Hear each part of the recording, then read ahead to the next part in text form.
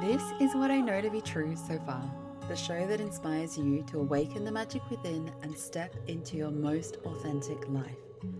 I'm Carrie Ann McKenzie, a multi-passionate spiritual mentor, magic maker, nature energy alchemist, and creator of the Rebellion of Love. If you're ready to experience self-liberation and create a life entirely on your terms, this is the show for you. I'm so grateful to have you with me on this journey to awakening the magic within with what I know to be true so far. Hello, beautiful souls, and welcome to another episode of What I Know to Be True So Far. In this episode, I am going to be talking with you about the amazing transformation in my life that I have had since I started to fully embody all the teachings of human design. Now, human design has been around for such a long time, since the 80s, 1980s, and it came into my vortex so many times, and I never really resonated with it. I think because of the way that I was kind of taught or explained human design, and I honestly, I just didn't get it. And I was like, every single person I spoke to said something different, and I was like, it just seems like a very complex way to understand yourself, and why wouldn't I just meditate and get to know myself through journaling and all those kinds of things and personal observation and awareness. So I guess I kind of had this preconceived notion that it was complex, all about astrology, which is not true. And I didn't really understand what it was all about. And I was like, one day I'll learn it, one day I'll learn it, one day I'll learn it. I think I've talked about this on the podcast before, but if I haven't, I'll give a brief story about the book Human Design Made Simple by the incredible, amazing Emma Dunwoody. Now, this book is yellow, and when I was in the library one day, I saw the book and I was like, oh, it's super bright, right? So I walk past it, see it, pick it up and read the title, and it's Human Design Made Simple. And I was like, no, thank you. I've been there, done that, not interested in the human design aspect of spirituality or energetics. And then I went to walk away and I had this pull to kind of go back and get it. And I was like, no. You've been through this before. You're not into design that much. So just let it go. So I'm leaving the library and I just hear this voice, go back and get the book. And I've worked with my intuition, my guides long enough to know that when both of my intuition, with the first instinct to go back and get it, and then my guides being go back and get the book, to listen. And so I did. I picked it up and I took it with me on a holiday to Melbourne. And when I was there, I started reading it. And as I was reading it, I was like, this is mind-blowing. This is so mind-blowing. And I was reading it and I was like, oh, this needs my undivided attention. And so because I was on holidays, I was like, no, I went and started reading some fiction, and I was like, I'll just get back to this, And so that book from the library then sat next to my bed. I kept looking at it every day and going, oh my God, I've got to make time to read that book. I've got to make time to learn human design. And then something really crazy happened in one day. I hopped on a call with a client and she was talking about human design, and she said to me oh, do you know anything about human design? And I didn't want to steamroll her. So I kind of said to her, yeah, I know a little bit about it. Actually, I've got this book about it, and didn't really speak much of it. Thought we were going to move on, but then she was very adamant of you should learn human design. You would love human design. And she kept talking about how much I would really like human design. And I was listening to her and I was like, there's something here, there's something to this. But she sent me a PDF chart that she had got from someone, and I did not resonate with it at all. This chart reading was just not my vibe, on every level. It was not from the energy of love. It was not from the energy of self-compassion. It was nothing that I resonate with. And so I had that immediate no to it. And then I got an email from the library later in the day. And the library's like, you've had that book for too long. We've now deemed it as being owned, and here's an invoice for it. And I had other books from the library that were overdue.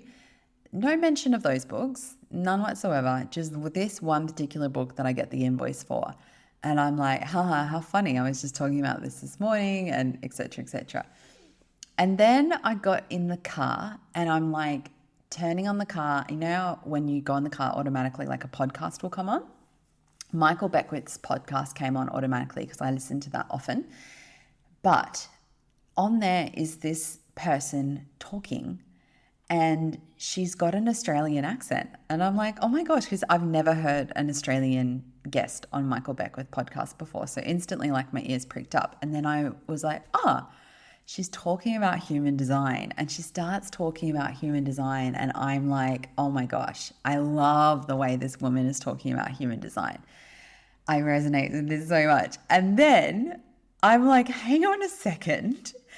And I realize the person that he's interviewing is the freaking author of the book that's been sitting next to my bed that went with me to Melbourne, that I started to read and was engrossed in, but knew I needed to have like the proper space and time to learn it, like, and sit with that book and, you know, to energetically embody all of it and everything. Same amazing human being. I can't talk about Emma Dunwoody enough in the most highest regard.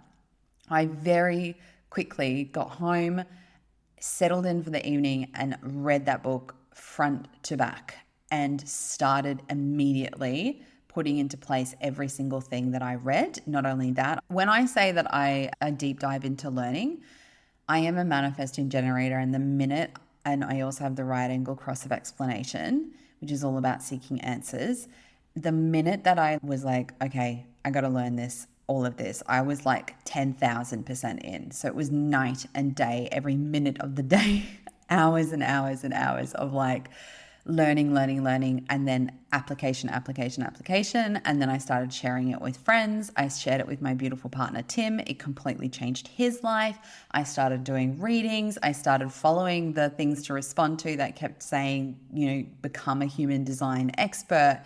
And that is my dedication now. And I am already in this like place of working with clients in human design. But the craziest thing that came from that was that what I realized was that I had had 10 years of studying the Tao and studying feng shui and studying the bagua and studying the tree of life and studying the chakra system, and not deep study into astrology. I've never like been super deep into charts and things like that, but some understanding of planetary influence. I had done all of this stuff for 10 years. And when I realized that the human design is based off everything I had been studying for 10 years, my brain and my soul started connecting dots in the most phenomenal way.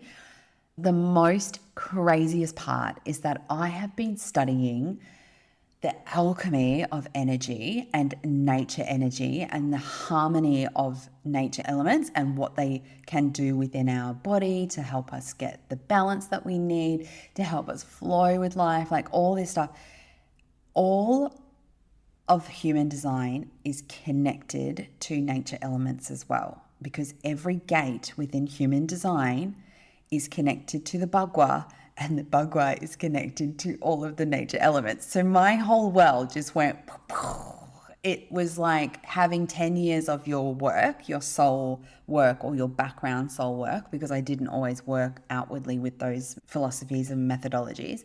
But it was like having 10 years of like being super into something and knowing that there was a connection, but not quite seeing what the connection was. And then having human design be like the final link of everything. And then I just started channeling like you've never known. Wild amounts of channeling of information and how to work with human design and the nature elements and the bagua and feng shui, and also the shadow work, so personal development, you know, all of it, like channeling all this stuff. And I was like, oh, I am on a wild ride. Like I am on a wild upgrade ride. It was such a huge part of why my whole business transitioned and changed. And then obviously I had my experience with my guides and decided to step fully into the work that I'm doing now. But what I want to share, it's a huge story, and you can tell I'm really passionate about it. I get very excited about it. I love telling that story.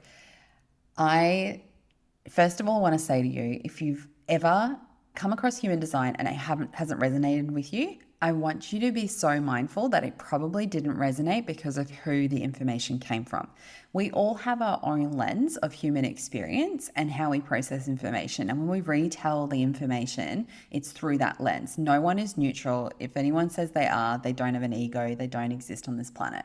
Everybody has a lens in which they share and teach things. And when I get information on human design and the lens it's coming through is from a human being that doesn't fully align with my values, I feel the ickiness to it. Like not so much ickiness, it's a mismatch of energy and vibration. Emma Dunwoody is someone who has very high values in compassion, love, and freedom and kindness. Very much aligns with who I am and how I live my life, and is like one of the most authentic human beings, because that's one thing that I really, really, really hold as a super high value. Like when someone's talking and teaching from their heart space versus someone's talking and teaching from like their head and information they got. So if you have been like trying to learn human design or you've come across it before and you didn't like it, I want to just extend an invitation to you. Maybe that wasn't human design that I didn't like, but I didn't like the way it was being taught. For example, this chart that my client sent me that was like raving about it, I was like, oh no, like the energy of it just felt so wrong. And so it almost felt manipulative-y energy. I just didn't like it. And so you may have felt that. The other aspect I'd invite you to consider as well is that the original channelings of human design were not very high on the consciousness scale. And so there's had to be a lot of development because that person was specifically operating a lot from their shadow and not from their gifts and cities. And so, I mean, just being mindful that the original human design, how it was downloaded, wasn't of the highest frequency of love. And so now it's been transmuted through all the new teachings to be through the lens of love. And even myself, I am 100% committed to teaching this work through the lens of self-love because it's so powerful when it's taught that way. So if in the past you've not resonated with it, I just want you to keep that in mind. And I'm going to just talk about the 3 big ways that human design has changed my life. Okay, the first one is that it gave me permission to be myself.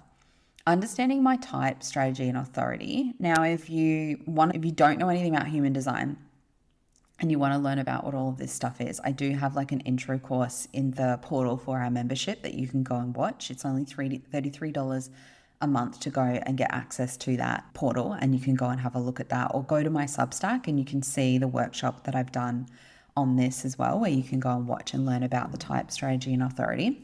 But basically understanding the type, strategy, and authority, it just helped me release my conditioning of who I should be and learn to love who I truly am by my design. It was like a deep exhale, to be honest. Like I have been trying to fit into a box of something else for so long, and then learning about my type, my strategy, and authority was, oh my gosh, I'm actually just completely wholly perfect as I am, and all I need to do is follow my type, strategy, and authority and release all the conditioning that says that I can't be that way, and then everything in my life just got easier because all of a sudden you're not pushing against your natural flow of energy. So you will have a lot of realizations when you start to learn your chart that you have been working against your flow. So when you learn what your flow is, it is like remembering it and you recognize it. You're like, oh my gosh, that's exactly how I like to do things. That's exactly how I like to move in the world. And that's exactly like what resonates with me. And you just have this permission piece to go about your life in a particular way that suits the energy flow of your being and your aura. And then everything in life feels like it's easy. And I'm really, truly mean that when I say that. And I had done years and years and years on personal development trying to get this piece. And it all came together when I started to learn my human design. This permission piece also gave me this radical level of self-love because it was like having a big level of relief and also empowerment of knowing that I have a unique energy blueprint and it's authentically mine, right? And so I could just be like, this is who I am. I don't need to try to be something different. So I instantly took this permission piece and was so motivated by the way that Emma had kind of put human design into my world or my vortex, which was through authenticity. And I was like, oh my gosh, I'm just going to start making decisions this way. And so for anyone who's listening, my type is that I am a manifesting generator, and I am here, like my strategy is to respond to the world around me, and my authority is a sacral, and I'm also a 2, 4 and a right angle cross of explanation for anyone who is interested or knows about human design. So when I was making decisions as a manifesting generator, all of a sudden it was fine for me to be multi-passionate. It was fine for me to have a million things going on, to multitask, to be super creative, to have so much energy. And then also the strategy of responding. I don't need to initiate anything. I have been initiating my whole life, friends. I had been initiating my whole goddamn life. And the fact that I didn't have to initiate anymore and I just had to respond was like the biggest relief. But also what happened from that was that responding started bringing way more aligned opportunities into my life. And then I follow my authority, which tells me if something is right or wrong for me. And that's through my sacral. I had been seeking advice for so long, and then giving myself a few days to think about things, to work things out, to weigh things up, and making decisions from there. And it is literally the opposite way of how I am designed to make decisions. Letting go of that, because I have been taught that's what to do. It's really good to give yourself space and time and think things through. No, it's not. Not if you're a manifesting generator and you're a sacral. You just know in the freaking moment if it's yes or no. Going and gathering loads of advice from all different people and then overthinking it and like weighing it up is the worst way for me to make decisions. And the moment that I started making decisions from my sacral, everything around me started to become so much less stressful, and the answers were so freaking clear to me because I was just trusting my sacral so hard. I started putting boundaries in place. I tapped into every relationship in my life and was like, is this a yes or a no relationship? Like, is this actually good for me and my self-love and my self-worth? Or is this debilitating my self-love and my self-worth? Like, I did all kinds of experiments. And then it had this incredible snowball effect to just elevate every single part of my existence. So yes, it gave me permission to be myself. And I want to just say, when I was younger, it was very traumatic as far as like moving around a lot. I moved a lot as a child. Immigrated from Africa, and then I was in, Western Australia and between Far North Queensland a lot. And then I also lived in a foreign country in Malaysia and things like that. I constantly had to go into new environments. And actually what I did when I went into those new environments to be accepted and liked and to feel a sense of belonging was that I became a chameleon, and I adapted and changed myself to be what other people needed me to be in order for them to like me. When I learnt my human design and started fully stepping into my authenticity and giving myself the permission to be fully me, I stopped doing that. And I'll tell you right now, some people did not like that. They way preferred me to be the version of me that they really enjoyed and liked. And human design also gave me the confidence to say, no thanks. I'm going to be myself and who I am. And I'm not going to change who I am when I go from one person to the next, so that I can chameleon myself so that I am liked and loved. Because actually who I am at my core, in my quirky, creative, wild energy, obsessed about love and consciousness and kindness and nature and all of those things, is worthy of having a sense of self within every environment that I go to, so that I can always be who I am and not mirror who the other person is that I'm spending time with, so that I can be liked by them, which I had been doing for my whole life. So as you can imagine, that is like a huge revelation and a huge change of how you go about life. And I've honestly never felt more joy and more peace, calm and happiness within myself in my whole entire existence. And so I owe a lot to human design around that piece.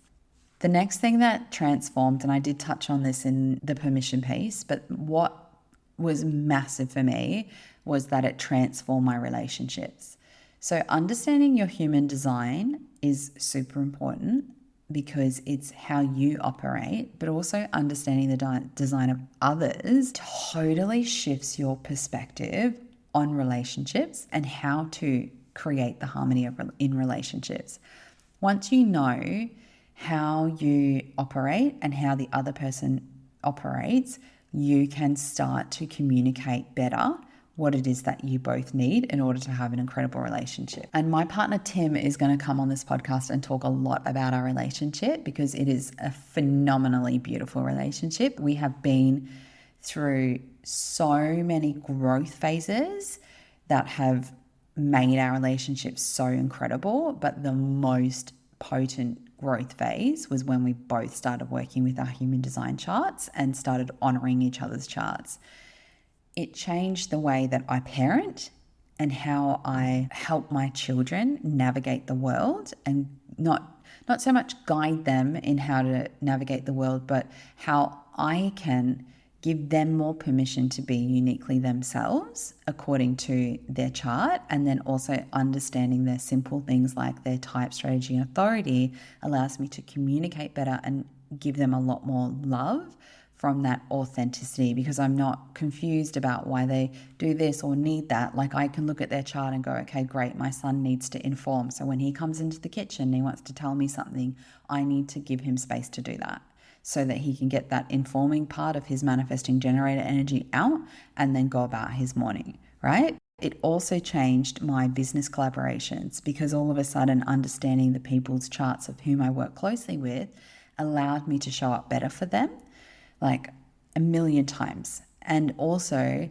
allows me to be mindful of my shadow aspects and how they're triggered by other types and designs, or how things are getting mirrored to me that I can work on in those business relationships so that we can have like that real vulnerable business relationship, because that's my favorite thing. Like when my business besties and I are vulnerable with each other and have that really like deep closeness and reciprocity, that's when I feel like we both excel and achieve so much in our businesses.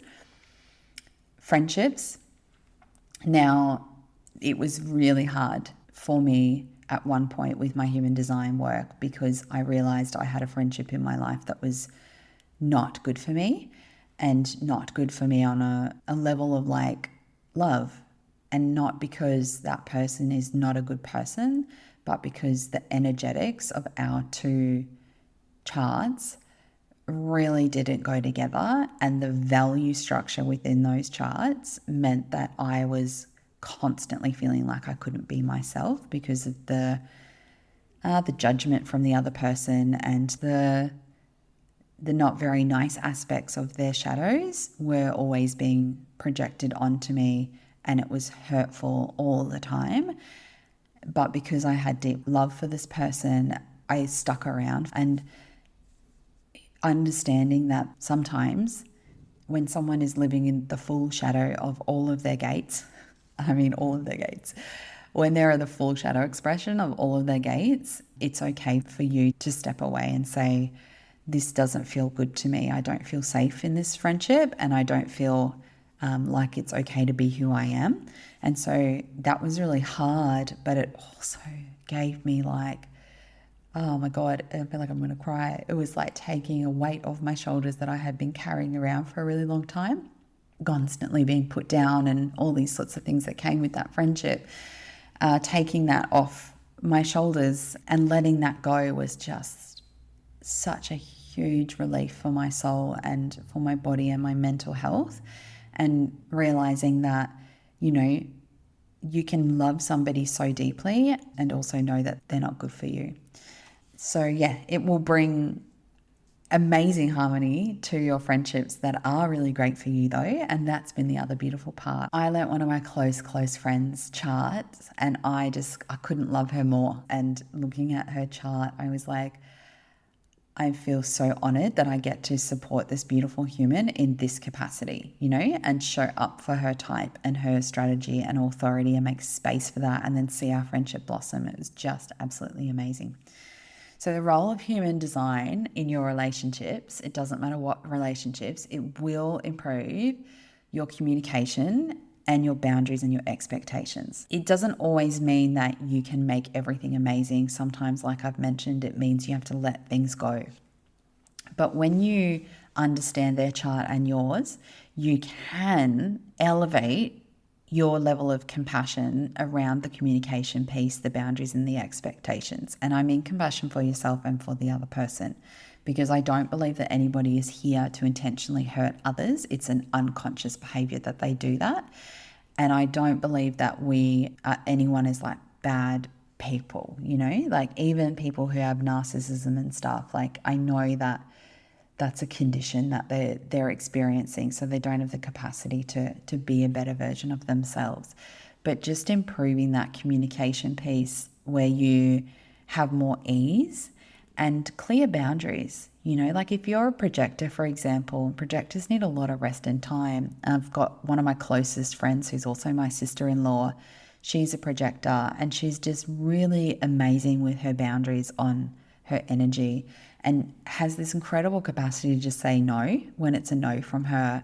And knowing that that's a boundary that is needed for her because she needs rest, because she's a projector, just makes it really easy.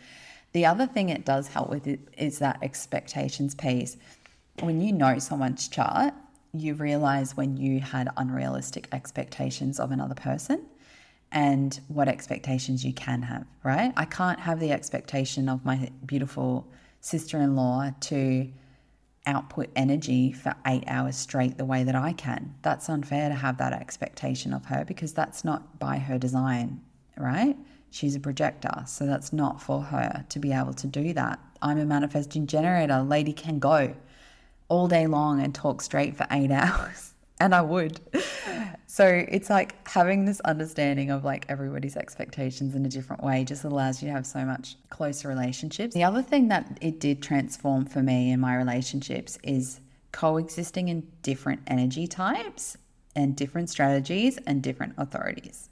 So when you coexist, and I mean like in really close capacity, so like with my partner and my children and our relationship, and even the stepdad, stepchildren relationship that my partner has with my kids, the dynamic of that and being able to coexist and just respect each other for what our types are and our strategies and authorities changes the harmony in your family home like wildly. It is so absolutely beautiful to see what happens when you really start to honor each other that way. And I would say the third thing that changed everything for me with human design was that it helped me align to my purpose. So when I started working with human design, I also came across the gene keys. Well, actually, the gene keys came a year before human design came into my life. So I had a friend who had a Gene Keys book that I was close with, and I learnt Gene Keys from her, but I hadn't fully like gone down the Gene Keys path and embodied it. So when I started learning my human design at the same time, I started learning Gene Keys because I was very interested in the gates. That's where I was really resonating to when I first started learning human design. The part that I really stepped into was my Pearl sequence. So if you're interested in this, I would go to Richard Rudd's Gene Keys website and get your Pearl sequence. He's got lots of information on there for free that you can go and learn about your sequence.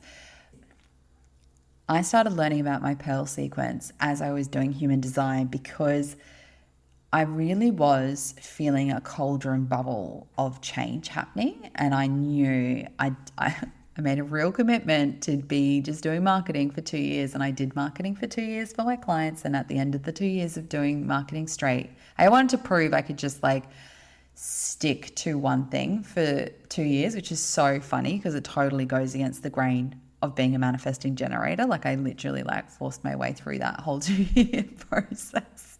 just to prove I could. And so when it was done, I was like, whew, I'm out. Like, let me actually go and live my purpose now.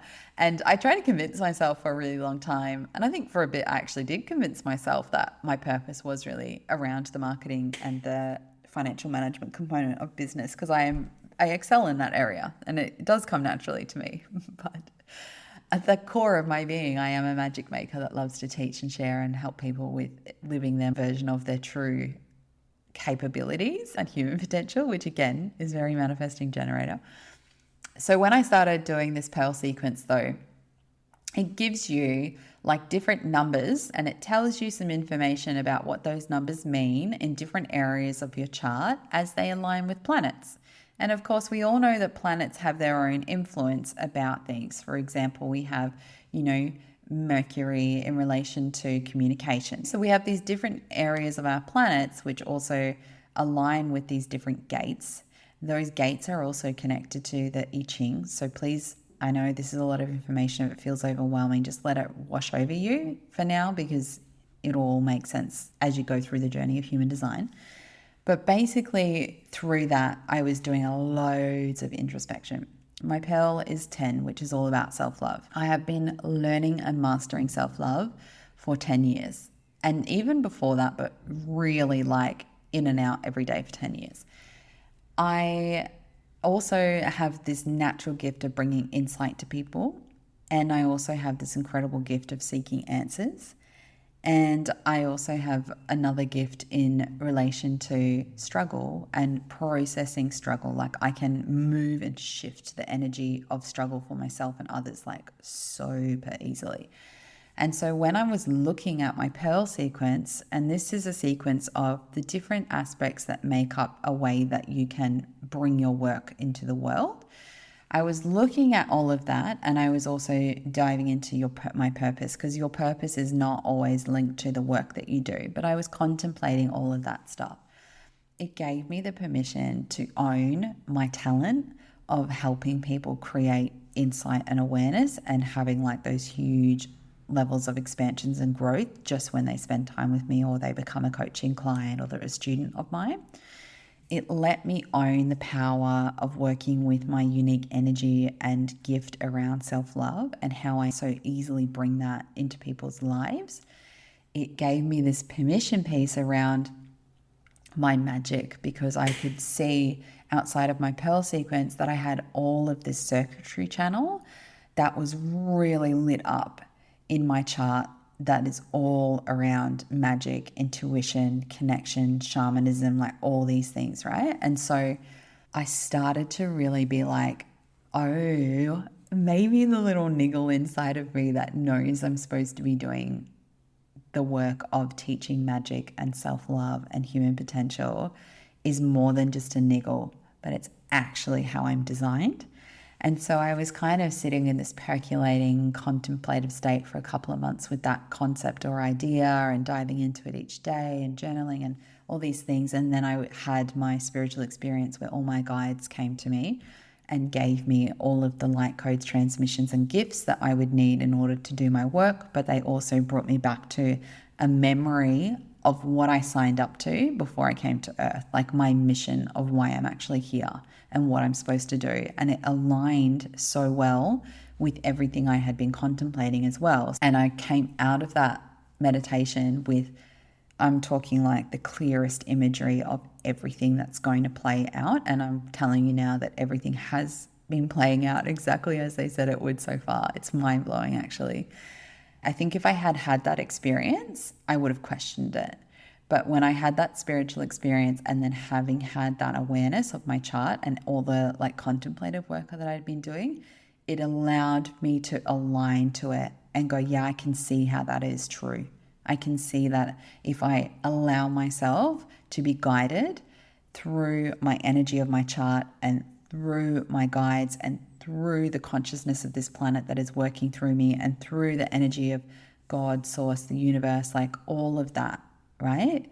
If I just surrender to that everything that I came here to do, that I was designed to do, will unfold for me. And it has. And I feel so honored and grateful that I had my human design chart to be able to create that belief and awareness in me that everything I saw in that spiritual experience for 3 hours was entirely possible for me according to my human design.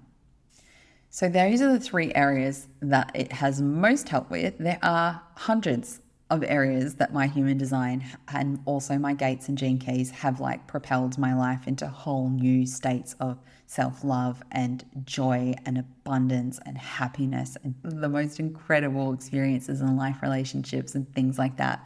I could go on and on and on and on and on about how great this tool is, and I will. So I'm going to leave it here for now with just those 3 things. If you have ever experienced human design, I would love to know what your story is, what you found useful about it. If you've never done human design, I highly encourage you to explore your chart and see what might help guide you towards living your most fulfilling, authentic life in your areas of permission and self-love and relationships and your purpose and your alignment, right? And so if you have not got your chart, please head over to my website, carrieann@carrieannmckenzie or therebellionoflove.com, take you to the same place. And you can go and get your chart and start to look at the different areas to see how you can start to make your life easier by just going with the flow of your own energy blueprint. And if you want to dive into more of the basics, you can head over to the Rebellion of Love Club and go and watch the workshop that I have in there. I've got so many human design workshops coming up in there. I cannot wait to share all the wisdom that I have learned around human design and applying it to my life, and also teaching it and using human design with my clients, but also the channeled work that I received around the elements and nature elements and how to balance all of the shadow aspects within your chart.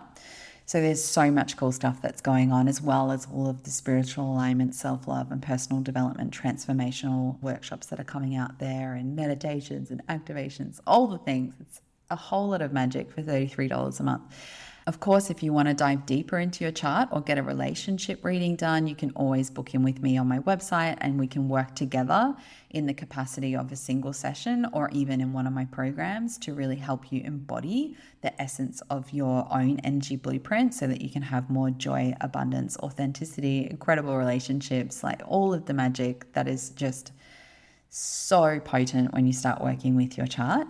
Of course, you can find me over on Substack, where you can go and read all of the different newsletters that I have about human design that's coming over the next couple of months. If you're a paid subscriber in there, you also get access to the workshops in that space too. If you are on Instagram, please come and find me over there too. Substack, I am Carrieann McKenzie, and it's also the Rebellion of Love is the newsletter that you can subscribe to. On Instagram, it's carrieann.mckenzie, and you can follow me over there. I don't go on Instagram as much as I used to, but I am trying to get on there more. But Substack is really where I'm hanging out a lot lately. You can also head over to my website, carrieannmckenzie.com, and feel free to send me a DM or an email and ask me any questions that you have about human design. I love connecting with people about this because I'm so passionate about it. If you found this episode valuable, please go and share it with anybody that might be interested in human design. And I will see you in the next episode. And until then, keep on exploring what it is that you know to be true so far.